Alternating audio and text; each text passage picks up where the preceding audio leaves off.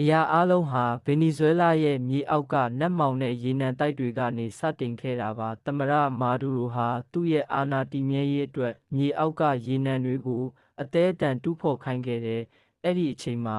အပြစ်မဲ့တဲ့မိန်းကလေးငယ်လေးတစ်ယောက်ဟာမာဒူရိုရဲ့အမိန့်ကိုငြင်းဆန်ခဲ့မိပါတယ်ကျမတို့ရဲ့မြေယာတွေကိုဖျက်ဆီးပြီးအကျိုးအမြတ်အတွက်ပဲကြည့်တဲ့ဒီလုပ်ရက်မှာမပါဝင်နိုင်ဘူးဆိုတဲ့သူမရဲ့စကားဟာသူမကိုလောဟလစ်ခွဲဆိုတဲ့အမောင်ထောင်ကြီးစီကိုပို့ဆောင်လိုက်တယ်လို့ဖြစ်သွားခဲ့ပါတယ်သူမဟာအဲ့ဒီအချင်းထောင်ရဲ့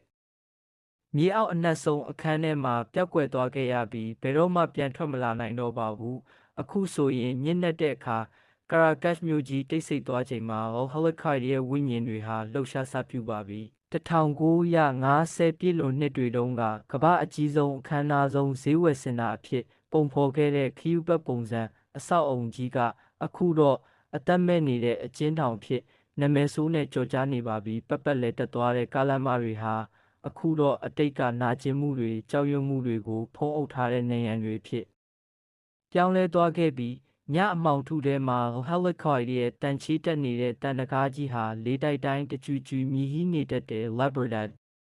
လွတ်လပ်မှုလိုရေးထားတဲ့စာသားဟာကွယ်လွန်သွားကြတဲ့သူတွေရဲ့တန်းတတန်တွေလိုပဲညာတိုင်းပဲတင်ထက်နေပါတယ်ဒီတကားကြီးကိုဖျက်ကျော်ပြီးအထဲဝင်သွားတဲ့သူတွေဟာအလင်းရောင်နဲ့ဝေးကွာသွားပြီးအဆုံးမရှိတဲ့မှောင်မိုက်တဲ့ဥမင်လိုင်ကောင်းကြီးတွေကိုရောက်ရှိသွားကြရတယ်အော်ဟယ်လီကော်ရဲ့မြေအောက်ခန်းတွေကတော့ပိုပြီးကြောက်မက်ဖွယ်ကောင်းပါတယ်မှောင်မိုက်ပြီးဆူထိုင်းတဲ့စစ်ကြံလန်းတွေဟာအဆုံးမရှိသလိုရှည်လျားနေတဲ့မိချောင်းတွေရဲ့မိန်ဖြော့ဖြော့အလင်းရောင်ကနေရန်တွေပေါ်ကသွေးစွန်းခဲ့တဲ့အဆက်ပြောက်တွေကိုသာလှစ်ကနဲ့ထင်ရှားစေတဲ့ညံ့တဲ့အခါအေးဆက်ဆက်လေးပြီးတစ်ချက်တိုက်ခတ်လာရင်မြေအောက်စင်ကြံလန်းထဲမှာအဖြူရောင်ဝိညာဉ်တွေရှောက်သွားနေတာကိုမြင်ရတယ်သူတို့ဟာကြောက်ရွံ့မှုတွေနာကျင်မှုတွေနဲ့ပြည့်နှက်နေတဲ့မိန်းကလေးတွေရဲ့ဝိညာဉ်တွေပါမာဒူရိုရဲ့အစိုးရလက်အောက်မှာရေနံတွင်းတွေစီအတင်းအဓမ္မစေခိုင်းခံရပြီးငင်းဆန်ခဲ့လို့ဟလစ်ခေါ်ရဲ့အမောင်ထုထဲရောက်လာခဲ့ရသူတွေသူတို့ရဲ့ခြေထောက်တွေဟာ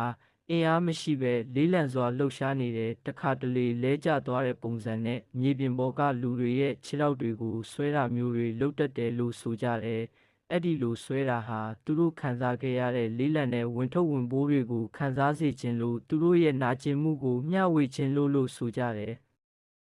အမောင်ထဲမှာတယောက်တည်းထိုင်နေတဲ့လူတဦးဟာလည်းမကြာခဏဆိုသလိုမြင်ရတတ်တယ်သူကတော့အခုချိန်ထိဟလစ်ခါရဲ့နေရန်တွေထဲမှာကန့်ညိနေစေဝိညာဉ်ဖြစ်ပြီးအသက်ရှင်စဉ်တုန်းကသူ့ရဲ့လွတ်လပ်ခွင့်ကိုဘယ်တော့မှပြန်မရခဲ့ဘူးလို့ဆိုကြတယ်ညဘက်ဆိုရင်တော့သူ့ရဲ့